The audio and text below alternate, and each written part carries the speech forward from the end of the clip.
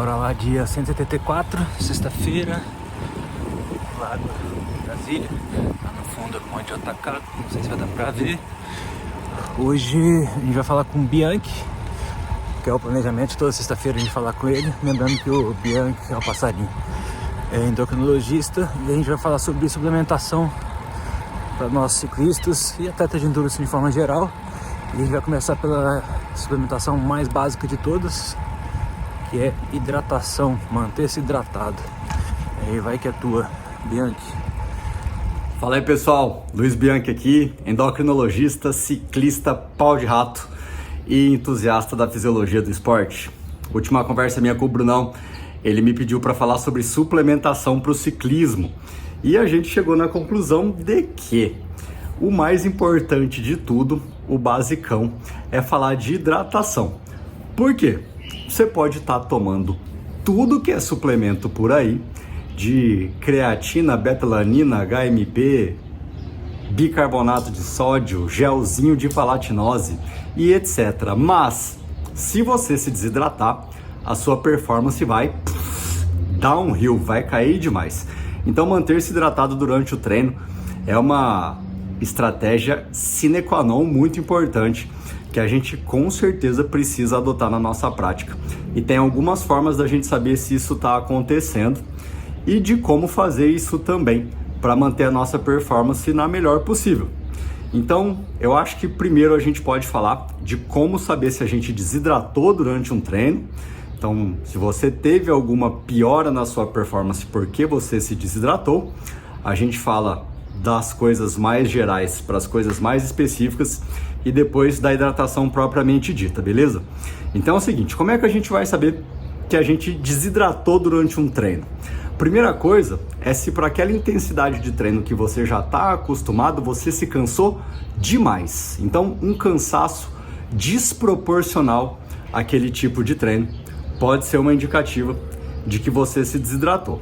Chegar em casa se sentindo muito fraco e quando você vai no banheiro você não urina nada, provavelmente teve desidratação na história. Se a urina também sai muito concentrada, amarelo escuro, em pequena quantidade, provavelmente aconteceu. Então assim, para a gente dar uma refinada nesse dado, seria interessante usar algumas aferições mais objetivas, algumas medidas. Por exemplo, pesar-se, né? Pesar-se antes do treino e pesar depois do treino. Tudo que você perde durante o treino, a maioria absoluta, é água e sal. A perda de gordura, de massa muscular acontece algumas vezes, mas em relação ao que a gente perde de líquido, é muito predominante a perda líquida nessas situações. Então, para quem está perdendo 1, 2, 3 quilos num treino, com certeza está se desidratando. Essa é uma maneira objetiva de ver isso. A outra coisa, para quem tem um aparelhinho de medir pressão arterial, se a sua pressão depois do treino veio mais baixa do que a sua pressão normalmente, também você se desidratou. E refinando um pouco mais ainda essas medidas, para quem usa algum aplicativo de treino e vê a frequência cardíaca e a potência, o que acontece? À medida que o treino vai se desenrolando e a gente começa a se desidratar, não só a performance vai caindo, quer dizer, a gente começa a produzir menos potência, ou ainda, junto com isso, a frequência cardíaca começa a subir. Então, para gerar a mesma quantidade de watts, a gente gasta muito mais esforço cardiovascular. No Training Peaks tem uma métrica chamada decoupling, que mede a eficiência cardiovascular da primeira metade do treino em relação à eficiência cardiovascular da segunda metade do treino. O aplicativo faz isso dividindo a sua potência normalizada pela frequência cardíaca média. Então, quando a gente desidrata, a frequência cardíaca média aumenta muito. Então, se aumenta ali o número do denominador, a potência sobre frequência cardíaca diminui. Então, a eficiência cardiovascular diminui. E o aplicativo compara a primeira metade do treino com a segunda metade do treino. Quando essa variação é maior que 10 a 15, principalmente maior que 20%, teve queda de performance importante. Isso pode acontecer primariamente por duas coisas. Uma delas é a desidratação, propriamente falando, e a outra dela é falta de treino de base aeróbica. Para a gente usar essa métrica, o treino tem que ter sido predominante aeróbico e mais ou menos constante. Então, se a gente faz um treino de pelotão, um treino intervalado, que tem muita variação de intensidade, já não dá para usar essa métrica direitinho, beleza? Então, quando a gente tem esses sinais de que a gente se desidratou, a gente com certeza tem que trabalhar em cima disso para prevenir que isso ocorra e haja queda de performance. Então, como é que a gente faz para se manter hidratado?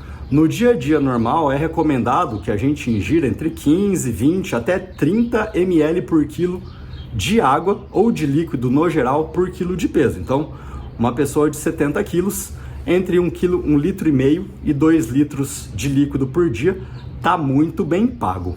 Dependendo de outros fatores, pode e precisa ser um pouquinho menos ou até um pouquinho mais. Então, considerando que você já ingira isso durante o dia, a gente tem que pensar no treino. Muitas diretrizes, estudos e técnicos, etc., recomendam que antes do treino a gente ingira um pouco mais de água, entre 300 e 500 ml, para ajudar na hidratação. Então, isso é uma história boa, uma estratégia bem bacana. E durante o treinamento, vale a pena a gente se programar para ingerir entre meio litro de líquido de água ou isotônico até 1,5 litro e 2. Como é que a gente faz esse dimensionamento? Depende do peso do atleta, quanto mais pesado, mais precisa. Da intensidade do treino, treinos mais intensos precisam de mais hidratação, porque a gente transpira muito mais. Depende da temperatura, então quanto mais calor, mais a gente precisa se hidratar. Depende também da umidade do ar. Ambientes mais secos também desidratam mais a gente. Então a gente vai botando isso na balança e vai tentando acertar o quanto a gente vai precisar para ficar bem. Então, além disso tudo, a gente tem que pensar que não é só líquido que a gente está perdendo no suor, a gente está perdendo também eletrólitos. Então é importante a gente dar uma olhadinha para o sódio, para o potássio e para o magnésio, sendo que o sódio é disparado o mais importante. O potássio e o magnésio entram também, com certeza, como manutenção da performance, mas é o sódio que vai fazer a sua pressão ficar boa ou cair se você deixar sair muito dele com a transpiração e não repus ela. Então, para repor o sódio direitinho, você tem que pensar, depois de uma hora de treino, 1h30, você tem que ingerir entre 500 miligramas de sódio e 1 grama por hora. Então, se você não ingerir nada de sódio, você não vai segurar aquela água que você está ingerindo. E se você ingerir sódio demais, você vai precisar de água para dissolver esse sódio no seu sangue também. E aí você pode se desidratar com água com excesso de sódio. Então, isso também vale uma tentativa e erro, mas em geral, entre 500 miligramas e 1 grama por hora depois da primeira hora de treino, junto com a água, ajuda bastante. É interessante lembrar que o gelzinho de carboidrato ou o carbo que a gente põe na garrafinha, a maltodestrina, destrose, palatinose, enfim, todos esses açúcares, eles precisam também de água para serem dissolvidos no nosso corpo. Então, se a gente tomar carboidrato demais durante o exercício, durante o treino, a gente também vai precisar de mais água.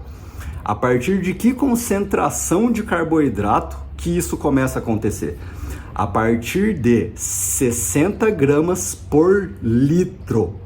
Então, se a gente tem 1 litro de líquido para ingerir durante o treino, tem que ter no máximo 60 gramas de carboidrato ali. Numa garrafinha que normalmente tem 700, 750 ml, 40 gramas já está perto do limite. Então, vale a pena tomar cuidado com essa concentração ali do carboidrato também. E aí, depois que você vai fazendo esses ajustes, vai testando o que você está gastando ou não e olhando para aqueles indicativos, você vai fazendo ajustes e se hidratando um pouquinho mais ou um pouquinho menos no caso de você ficar com muita vontade de fazer xixi durante o treino, e aí você vai ajustando e achando qual é a quantidade certa de hidratação para o seu treino, de acordo com o seu peso, a intensidade do treino que você vai fazer, a duração e a temperatura, o ambiente em que você está fazendo esse treino, tá? Então, espero ter ajudado. Se vocês tiverem dúvida, me dão um toque aí, dão uma comentada pra gente. Dá uma olhada lá no meu Instagram, me manda suas dúvidas, é @TheBianchiRocks. e a gente vai discutindo um pouco melhor esse assunto conforme for passando o tempo. Grande abraço para todo mundo, bom treino!